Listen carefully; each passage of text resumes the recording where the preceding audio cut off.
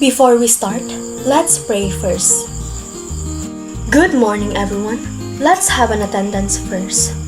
Is everybody present today? Okay, very good. Before we start, I want you to read our classroom rules first. Okay, thank you. Again, before we formally start our formal discussion, let's have an activity first. I want you to arrange the jumbled words that are presented on the screen. You only have 1 minute to arrange the presented jumbled words.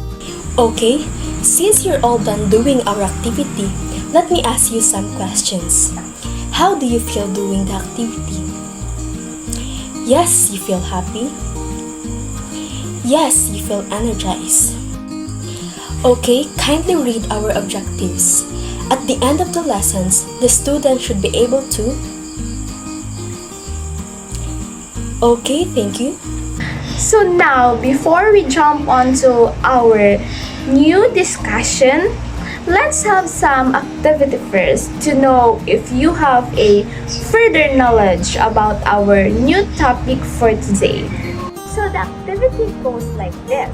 I will give you a printed short speech, and all you have to do is to identify the figurative language used in the speech, and you have to write it down in your notebook.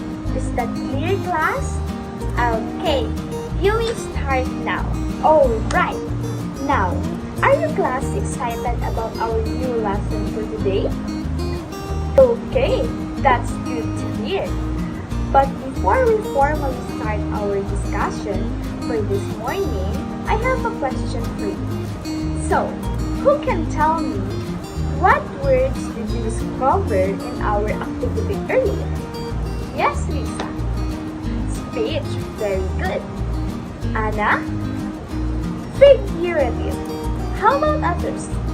Simile, very good. So, now, based on the word that you mentioned, what do you think is our lesson for today? Yes, Rose. It's about languages. How about others? Yes, George? Speech. Okay, very good. So our topic for today is about speech, specifically a figure of speech. So what is the figure of speech? It is an integral part of language, and it is used extensively not only in our day-to-day speech but also in written text and oral literature. This word or phrases used in a distinctive way to produce a rhetorical effect. To say it in a very simple term, it is a phrase whose actual meaning is different from its literal meaning. Did you class understand? Very good. Now, figure of speech have 4 main types. First, the simile. Second is hyperbole. Third is metaphor. And the last one is personification. So, what is simile? A simile is a figure of speech that compares two things that are different from each other but similar qualities.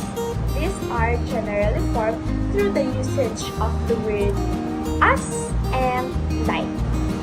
An example of simile is the cat sat in the chair like a king overlooking his kingdom. In a sentence, the cat's sitting posture is compared to a king who relaxes in a special chair that is reserved only for him, not in other person in the kingdom. So that is the example of simile. Did you class understand what is simile? Very good. Now let's proceed to metaphor. What is metaphor? A metaphor is used to imply a comparison between two things that something in common but are in general different from each other. Unlike the simile, metaphor do not use the word like or as. So this is an example of metaphor. Time is money. The statement compares time and money, and it does not literally mean that the amount of time you have equals to the money that you have. Instead, it means that time is very valuable resources and it should be used effectively to earn money. Did you guys understand what is metaphor? Very good. Okay, now let's proceed to hyperbole. A hyperbole is a figure of speech that consists of an exaggeration. It is the usage of exaggerated term in order to emphasize or heighten the effect of something. So this is the example of hyperbole. I would die for you. The sentence does not necessarily mean that one person is literally willing to die for the others, but it used to exaggerate the amount of love that one person has for the other person. That is only used to show the extent of affection. Did you class understand? Okay, now let's proceed to the last type of figures of speech, the personification. Personification is the attribute of human characteristic to non-living object. Using personification affects the way readers imagine the things and it sparks the interest in the subject. This is an example of personification. The sun greeted me when I woke up in the morning.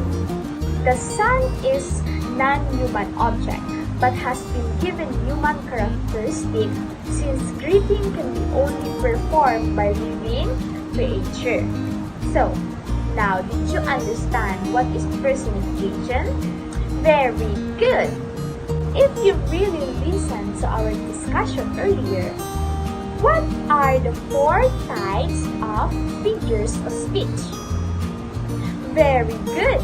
The 4 types of figure of speech are simile, metaphor, hyperbole, and last one is personification. Very good! Now that I'm done discussing the types of figures of speech, let's have a quick activity. For this activity, you have to read and analyze carefully the sentence, and then identify what kind of figure of speech is used in that sentence. Are you ready? Alright! Based on the result of your activity, everyone got high score. So now, why we need to identify the different types of figures of speech? Yes, Jenny. Very good. We need to identify figure of speech because it helps us to understand the deeper meaning and the impact of language. Appreciating the author intent and the nuances of their expression. Very good. Okay, now I'm going to ask everyone a question and everyone can answer this question. And I'm sure everyone can answer this question. So, first question is, how does figure of speech help the writers convey their emotion? Yes, Grace? Yes, your answer is correct. Next question is, how can figure of speech make a story or a poem more exciting and more interesting? Yes, Mark? Yes, your answer is correct. Now, for me to evaluate your learning, let's have activity. Okay, for this activity, I will group you into 5 groups. Please count 1 to 5. 1, 2, 3, 4, 5. Okay, go with your groups. Work with your groups and create a short speech using the figure of speeches consisting 4 sentences only. I will just give you 5 minutes to create your short speech. Okay, time's up. Pass your papers in front. Yes, thank you everyone. Now, please go back to your proper seat. Okay, let's have an activity again. For this activity, everyone kindly get 1/4 sheet of paper. Okay. For this activity, you have to identify what kind of figure of speech is being described. Okay, time's up. Pass your papers on a count of 5, 4, 3, 2, 1. Okay, class, our lesson will end here. I hope you learned something from our discussion. See you tomorrow.